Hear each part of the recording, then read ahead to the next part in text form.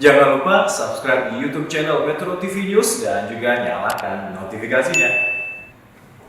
Pemirsa, pagi ini saya telah hadir di studio Metro TV bersama anggota Dewan Redaksi Media Group, Don Bosco Salamun. Bang Don, merdeka? Merdeka. Masih merdeka ya Bang ya? Harus merdeka. Harus merdeka.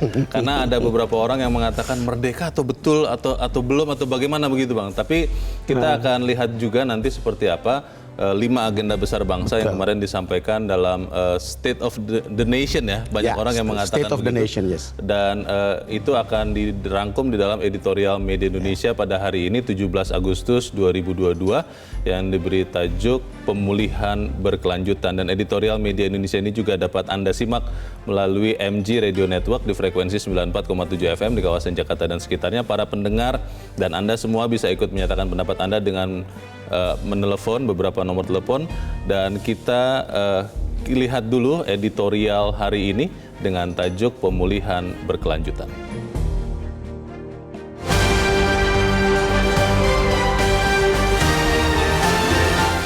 Pemulihan berkelanjutan.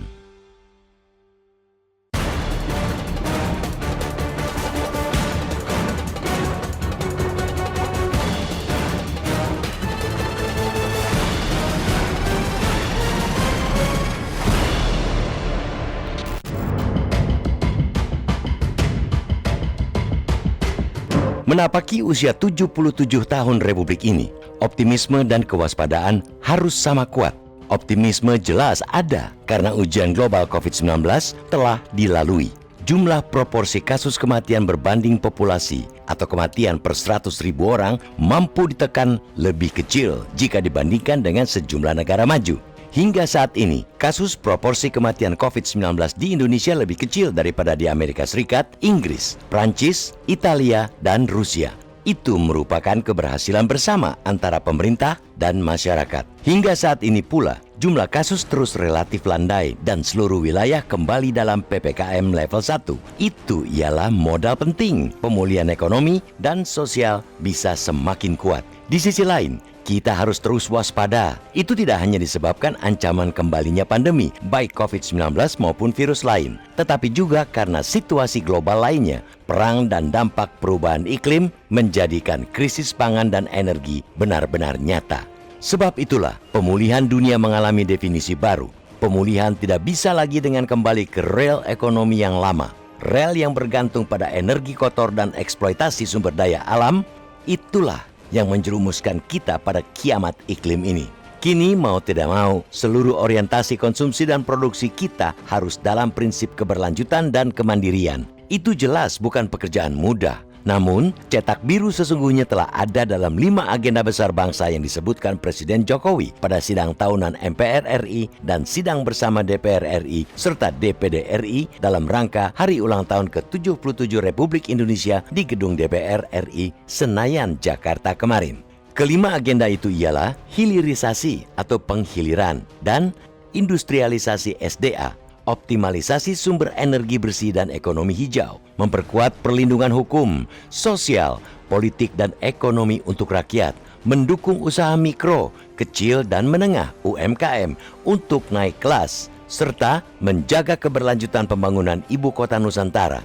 Hilirisasi dan industrialisasi ialah hal mutlak untuk pemanfaatan SDA yang lebih memakmurkan. Selama ini, pemanfaatan SDA yang sekadar ekspor barang mentah sesungguhnya tidak sekadar menghilangkan potensi keuntungan dari sektor minerba. Namun, itu juga harus diakui telah membuat kerugian besar bangsa. Degradasi lingkungan telah menurunkan kualitas hidup yang tidak hanya ditanggung 1 atau 2 generasi. Belum lagi hilangnya keanekaragaman hayati yang bahkan potensinya belum sempat diteliti. Kerugian-kerugian yang tidak pernah dihitung itulah yang sesungguhnya jauh lebih besar daripada pendapatan tidak seberapa dari produksi barang mentah. Sebab itulah, tanpa menafikan pentingnya sektor minerba dalam APBN, cara-cara industri lama harus ditinggalkan. Selain itu, kita pun bisa berkaca pada keberhasilan hilirisasi nikel. Hilirisasi itu telah meningkatkan ekspor besi baja 18 kali lipat. Hasilnya nilai ekspor yang hanya 16 triliun rupiah pada 2014 menjadi 306 triliun rupiah pada 2021. Tidak hanya itu, pembukaan lapangan kerja pun lebih besar. Selanjutnya, optimalisasi energi bersih dan ekonomi hijau harus dilakukan. Potensi energi surya, angin, hingga gas metana dari sampah semestinya digarap sama seriusnya dengan energi terbarukan seperti biofuel. Terlebih, optimalisasi biofuel selama ini sangat sulit terlepas dari persaingan kebutuhan pangan. Belum lagi permasalahan lingkungan yang tidak remeh akibat ekspansi perkebunan sawit. Tidak kalah penting ialah menjalankan janji fokus pembangunan ekonomi hijau seperti yang disampaikan Presiden pada World Economic Forum 2022. Indonesia pun sebenarnya telah memiliki sejumlah strategi ekonomi hijau. Dengan 2 diantaranya ialah pembangunan rendah karbon sebagaimana yang tertuang dalam Rencana Pembangunan Jangka Menengah Nasional atau RPJMN 2020-2024 dan kebijakan Net Zero Emissions pada 2060. Ekonomi hijau semestinya didukung seluruh sektor, baik pemerintah maupun swasta, karena itulah tumpuan masa depan kita. Dalam ekonomi hijau, keberhasilan bukanlah sekadar angka materi, melainkan juga 3 aspek yang tidak terpisahkan, yakni ekonomi, lingkungan, sosial. Wujud sederhananya ialah ukuran emisi dan energi yang menjadi mutlak dalam setiap sisi kehidupan. Dari situ pula gaya hidup manusia secara tidak langsung sudah memperhitungkan dampak lingkungan. Dampak selanjutnya tidaklah sepele. Dari situ pula kita bisa benar-benar mendorong konsep produktivitas yang tidak memicu urbanisasi. Jargon produktif dari rumah ataupun produktif dari desa dapat menjadi masa depan nyata di Indonesia. Hal itulah yang sebenarnya menjadi pilar penting mewujudkan Indonesia sentris atau kebangkitan nasional yang tidak terfokus di Pulau Jawa. Dari situ pula agenda-agenda besar lainnya termasuk pengembangan UMKM hingga keberlanjutan IKN saling terkait. Keberhasilan 5 agenda besar tidak dapat terwujud jika salah satu dianaktirikan ataupun dikotak-kotakkan. Di luar itu, 5 agenda besar itu bukan hanya tugas pemerintah. Baik swasta maupun masyarakat sama-sama memiliki kepentingan untuk mendorong pencapaiannya. Dengan 5 agenda itulah, pemulihan akan memakmurkan bangsa kita sendiri. Pemulihan berkelanjutan tentu saja tanpa korupsi.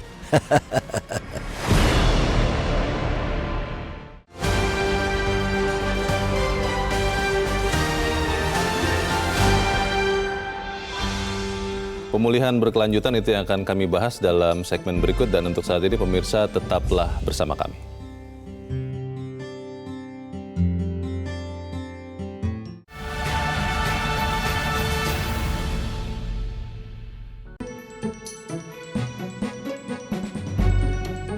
Terima kasih pemirsa Anda masih bersama kami dalam Editorial Media Indonesia di dalam live event Hari Ulang Tahun ke-77 Republik Indonesia.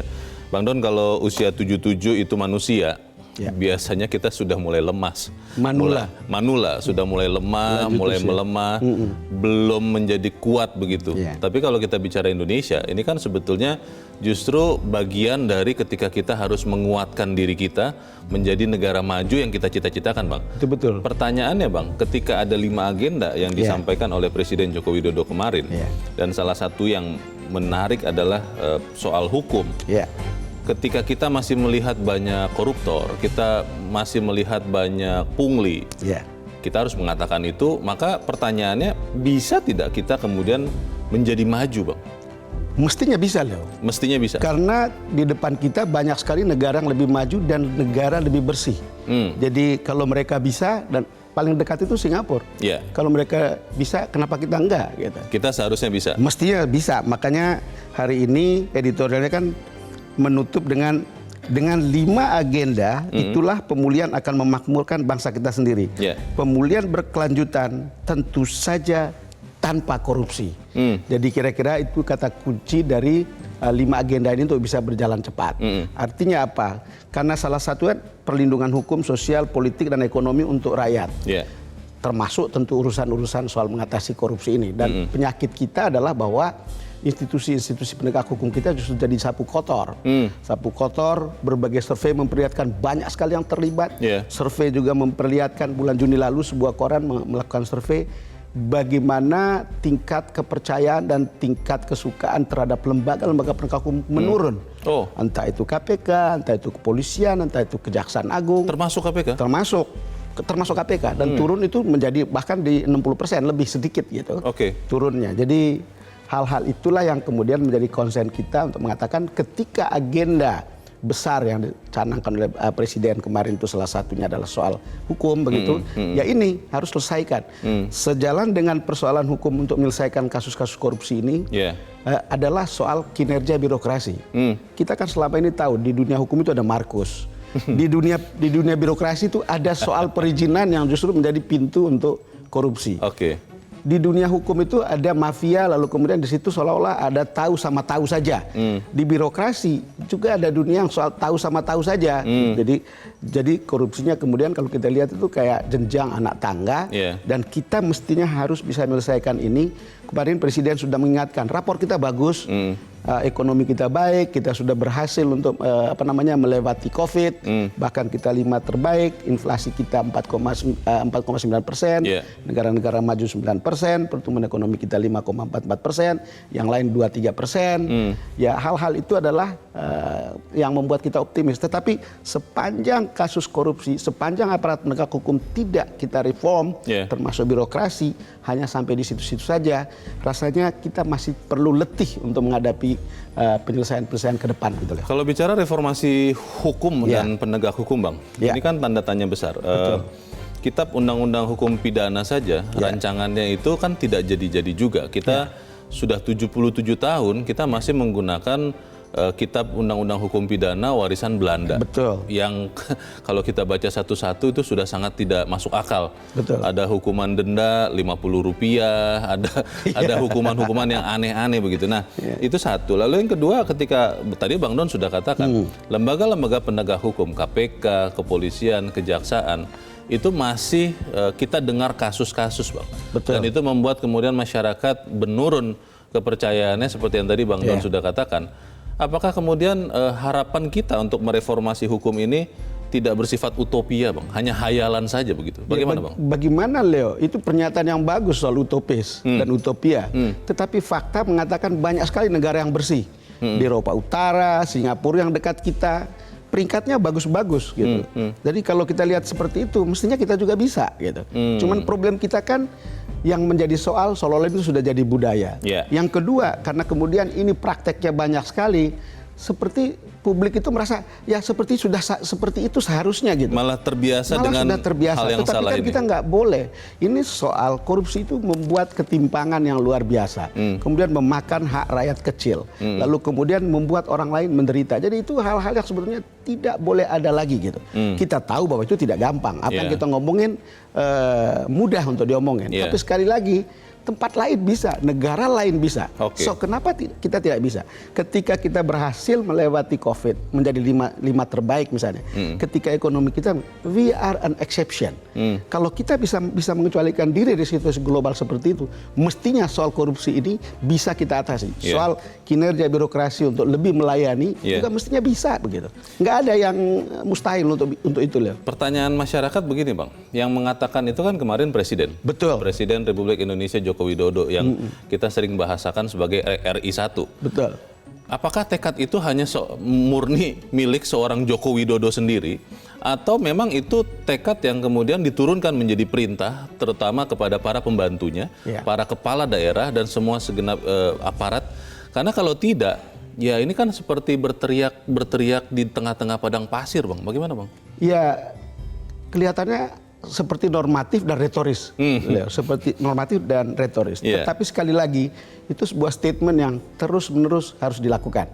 Salah satu syaratnya mungkin itu soal kita lebih stabil secara politis, kita mungkin lebih, ya udah kemarin kalau Presiden mengatakan tidak boleh lagi ada politik identitas, tidak boleh lagi ada politisasi agama, tidak boleh lagi ada polarisasi sosial. Kita harus, demokrasi kita harus makin dewasa. Artinya apa? Kita ini sedang membangun. Pendapatan per kapita kita 4.000. Kita masih berusaha. Kalau kita bilang sejahtera itu kan harus ada indikatornya. Jadi kalau kita terus-menerus membangun infrastruktur untuk mencapai kesejahteraan itu, ya kita hindari dulu kegaduhan-kegaduhan dengan alasan-alasan purba atau alasan-alasan primitif begitu. Jadi kalau mau kritik saja gitu. Jangan menggunakan hal-hal yang tidak masuk akal. Jangan ada yang sampai bilang misalnya kita tidak butuh makan aspal begitu, tidak boleh lagi ada. Itu kan saya tidak bisa mengatakan lebih jauh dari itu. Kita kan sama-sama bertanggung jawab, Bang, kepada arah bangsa kita. Betul. Ketika kita melihat bahwa melawan COVID 2 tahun ini, itu bisa benar-benar, walaupun ya menyesuaikan dengan keadaan, karena kita belum punya pengalaman sebelumnya, tapi kita bisa benar-benar bersatu menghadapinya.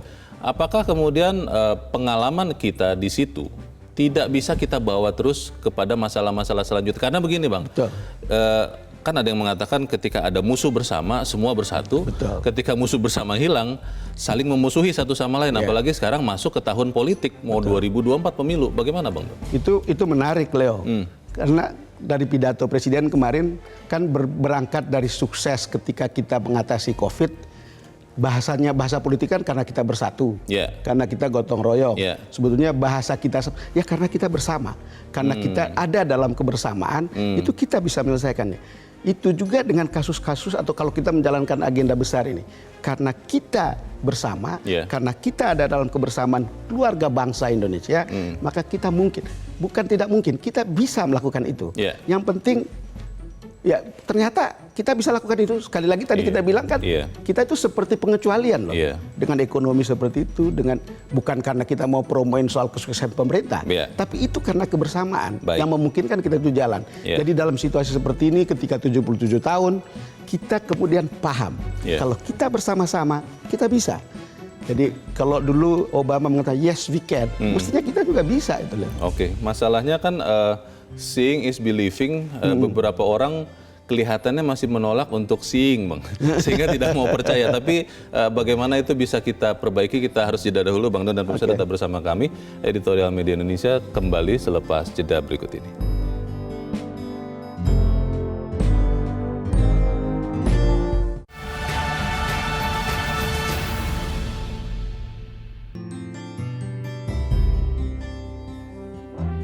Terima kasih pemirsa, Anda masih bersama kami dalam live event Hari Ulang Tahun ke-77 Republik Indonesia.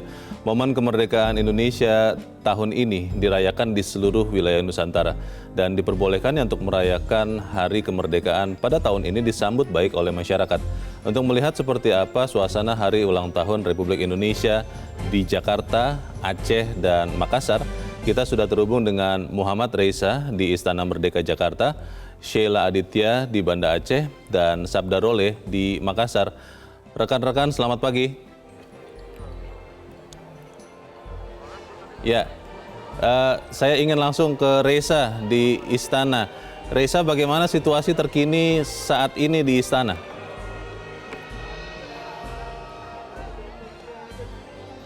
Leo, suasana terkini di Istana Merdeka Jakarta, tempat penyelenggaraan upacara peringatan detik-detik proklamasi kemerdekaan Republik Indonesia saat ini sudah mulai didatangi oleh para tamu undangan. Bisa saya gambarkan, Leo, beginilah suasana kurang lebih di tempat kami melaporkan saat ini, tepatnya di sekitar area tamu-tamu undangan. Kalau kita lihat saat ini memang tamu undangan sudah mulai berdatangan, dan informasinya, Leo, jika sebelumnya pihak istana hanya membuka undangan sekitar 2.000 undangan saja, namun ternyata pada pagi hari ini saya baru mendapat informasi juga ternyata bertambah bahkan 2 kali lipat lebih begitu.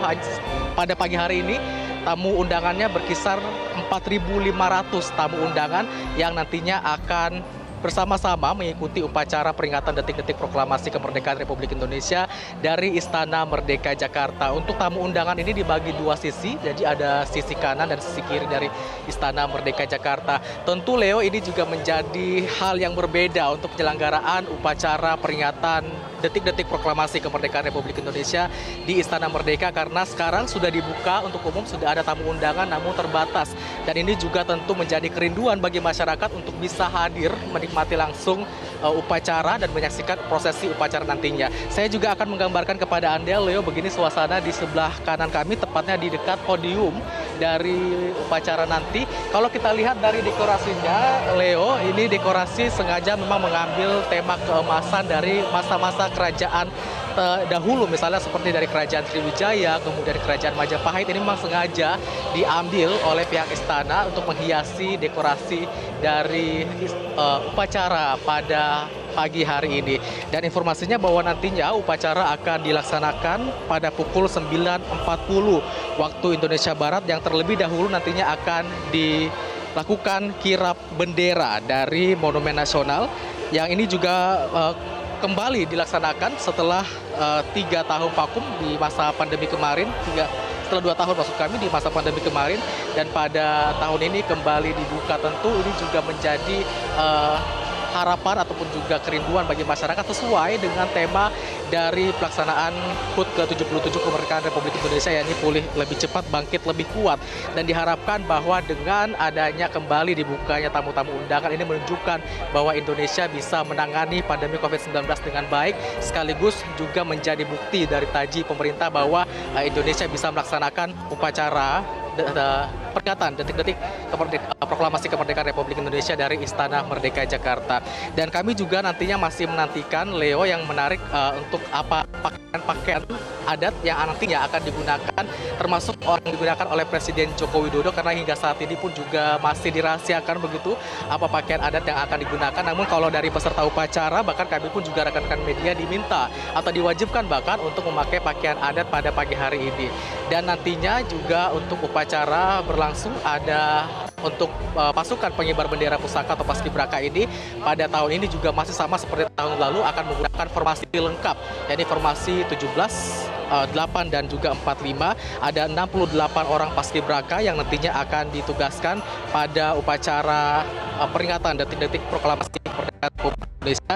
Dan informasinya bahwa untuk pada pagi hari ini akan ada tim paskibraka Pancasila Tangguh yang akan bertugas di Istana Merdeka untuk mengibarkan bendera merah putih. Jadi kita akan nantikan begitu, Leo, seperti apa nanti suasana dari pelaksanaan upacara kemerdekaan di Istana Merdeka. Dan juga dari pihak istana mengimbau kepada masyarakat untuk nantinya sekitar pukul 10.17 untuk melakukan sikap sempurna begitu ketika menyanyikan lagu Indonesia Raya ketika bendera Sangsaka Merah Putih dikibarkan. Leo. Baik, kita nanti akan terus menantikan bagaimana detik-detik peringatan ulang tahun ke-77 Republik Indonesia di Istana Merdeka Jakarta. Dari Reza di Istana Merdeka kita akan ke ujung barat, kita menyapa Sheila Aditya di Banda Aceh. Sheila, seperti apa suasana persiapan perayaan Hari Kemerdekaan di Banda Aceh saat ini? Ya, Leo, upacara peringatan Hari Kemerdekaan ke-77 Republik Indonesia di Provinsi Aceh sesaat lagi akan segera dimulai, tepatnya pukul 8 waktu Indonesia Barat di halaman kantor Gubernur Aceh. Dan saat ini kondisinya berbagai persiapan terus dilakukan dan petugas upacara juga terlihat sudah berbaris rapi di lapangan upacara, dan tamu undangan juga sudah mengisi kursi-kursi tamu di halaman kantor Gubernur Aceh saat ini. Nantinya upacara peringatan Hari Kemerdekaan ke-77 Republik Indonesia ini akan langsung diinspekturi oleh penjabat Gubernur Aceh, Ahmad Marzuki. Dan tidak jauh berbeda dari 2 tahun sebelumnya, hari ini memang upacara masih sama, dilaksanakan secara terbatas dan hanya dihadiri oleh sejumlah perwakilan Forkopimda, kemudian juga instansi pemerintah dan swasta dengan protokol kesehatan yang juga ketat. Dan saat ini terlihat memang untuk inspektur upacara, penjabat Gubernur Aceh Ahmad Marzuki juga sudah memasuki lapangan upacara dan siap untuk memimpin upacara peringatan kemerdekaan ke-77 Republik Indonesia. Dan nantinya usai upacara ini langsung kegiatan peringatan kemerdekaan Republik Indonesia di Provinsi Aceh akan dilanjutkan dengan penyerahan secara simbolis cenderamata kepada para keluarga dari pahlawan ataupun tokoh-tokoh Aceh yang berjuang untuk pembangunan Indonesia. Dan selanjutnya nantinya sekitar pukul 9:30 waktu Indonesia Barat, penjabat Gubernur Aceh nanti juga bersama dengan unsur Forkopimda Aceh secara bersama-sama akan mengikuti secara virtual upacara peringatan kemerdekaan ke-77 Republik Indonesia di Istana Merdeka. Demikian, Leo, kembali ke Anda. Baik, Sheila Aditya di Banda Aceh. Kita akan beralih ke wilayah Indonesia Tengah. Kita akan ke Makassar, ada Sabda Role. Sabda Role, saat ini sudah hampir pukul 9 waktu Indonesia Tengah. Bagaimana persiapan perayaan ulang tahun ke-77 kemerdekaan Republik Indonesia di Makassar?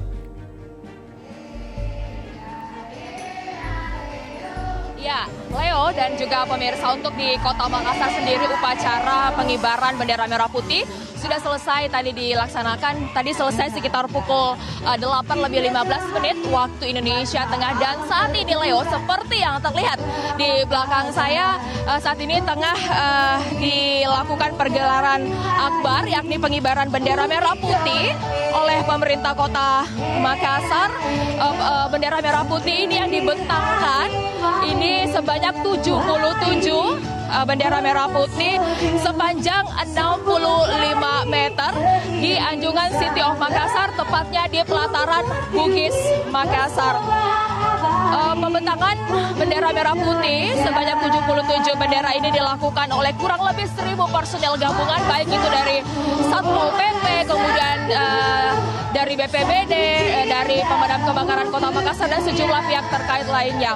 Pengibaran bendera merah putih sepanjang kurang lebih 5.005 meter ini diiringi dengan lagu-lagu daerah khas Sulawesi Selatan. Kalau saya bisa gambarkan, Leo, di belakang saya itu adalah ratusan siswa-siswi SMP sekota Makassar yang menggunakan baju adat khas Sulawesi Selatan dan menyanyikan lagu-lagu daerah dan juga lagu-lagu nasional. Tadi upacara bendera merah putih dimulai sekitar pukul 6.45 waktu Indonesia Tengah, dan Wali Kota Makassar bertindak sebagai inspektur upacara didampingi oleh Wakil Wali Kota Makassar Fatmawati Rusdi.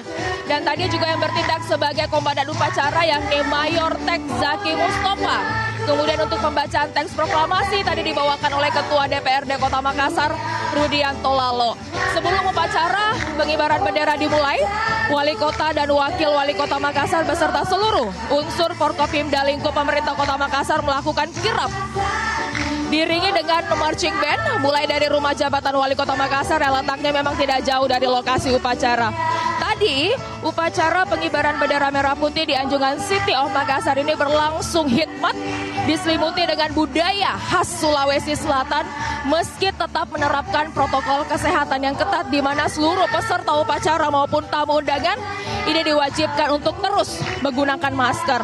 Dan ada pun tema besar dalam HUT ke-77 RI tahun ini, yakni pulih lebih cepat, bangkit lebih kuat, yang diambil dari peristiwa yang bangsa Indonesia alami selama kurang lebih 2 tahun ini, di mana Indonesia menghadapi tantangan dan ujian sejarah. Kecemasan sosial hingga tekanan ekonomi berat sangat dirasakan oleh rakyat Indonesia di penjuru tanah air. Namun, di tengah keterpurukan, semua elemen bangsa bergerak bersama dan bergotong royong untuk mewujudkan harapan. Dan Leo dan juga pemirsa, yang cukup menarik juga tahun ini, selain lokasi upacara yang dilakukan di ikon Kota Makassar, yakni di kawasan Anjungan Pantai Losari yang berhadapan langsung dengan Laut Makassar, peserta upacara dan tamu undangan yang hadir dan pantauan kami juga yang hadir sejak pagi tadi, sejumlah masyarakat juga ikut langsung menyaksikan upacara detik-detik proklamasi pagi ini di Anjungan City of Makassar. Dan ini memang masyarakat datang juga sebagai bentuk sukacita atas kemerdekaan Republik Indonesia. Dan selain pembentangan sekitar 5.005 meter bendera merah putih, pihak dari pemerintah Kota Makassar juga menyiapkan mobil pemadam kebakaran atau damkar yang akan digunakan sebagai shower merah putih untuk menyemarakan perayaan kemerdekaan Republik Indonesia usai upacara bendera tadi. Dan Leo dan juga pemirsa, saat ini memang pembentangan 5.005 meter bendera merah putih memang sudah selesai dilakukan, dan memang kami di sini merasakan semarak kemerdekaan Republik Indonesia yang dirasakan oleh seluruh masyarakat Indonesia maupun juga warga Kota Makassar. Untuk sementara, Leo, saya kembalikan ke Jakarta. Baik, Sabda Role melaporkan langsung dari Makassar, Sulawesi Selatan. Sebelumnya ada Sheila Aditya dari Banda Aceh, dan juga ada Muhammad Reza dari Istana Merdeka, Jakarta. Kalau kita melihat dari Sabang sampai Merauke, Bang Don, dari Miangas sampai Pulau Rote, seeing is believing. Apa pesan yang kita bisa sampaikan kepada kita semua di peringatan ulang tahun ke-77 Indonesia hari ini, Bang? Leo, setiap kali peringatan 17 Agustus, kemudian pesta rakyat, lalu perayaannya pada tanggal 17 ketika menjelang detik proklamasi, saya kira semua kita terharu lihat itu. Ini adalah sebuah situasi di mana kita merasa betul-betul bersama sebagai sebuah bangsa, merasa bersatu sebagai sebuah keluarga bangsa, dan ini potensial untuk membuat kita betul-betul bersatu. Lalu kemudian kalau tadi tagline ulang tahun hari kali ini, pulih lebih cepat, bangkit lebih kuat. Ya bersama kita bisa gitu. Karena kita juga sudah melewati masa-masa susah seperti COVID ini. Dan faktanya kita bisa lakukan. Hari ini setelah 77 tahun mestinya kita makin kuat ke depan, kita makin kuat dalam kebersamaan. Sekali lagi kritik boleh, tapi jangan menggunakan argumen-argumen purba, argumen-argumen primitif yang menimbulkan kegaduhan yang tidak perlu. Karena masih banyak agenda bangsa kita ke depan untuk membuat kita lebih maju dan membuat kita lebih sejahtera. Kita aminkan itu, Bang Don. Terima kasih sudah hadir di tempat ini. Selamat pagi, Bang. Selamat pagi, Leo. Misal keberhasilan 5 agenda besar tidak dapat terwujud kalau salah satunya dianaktirikan ataupun dikotak-kotakan. Di luar itu 5 agenda besar itu bukan hanya tugas pemerintah. Baik swasta maupun masyarakat, saya dan Anda, kita semua sama-sama punya kepentingan untuk mendorong pencapaiannya. Dengan 5 agenda itu, pemulihan akan memakmurkan bangsa kita sendiri.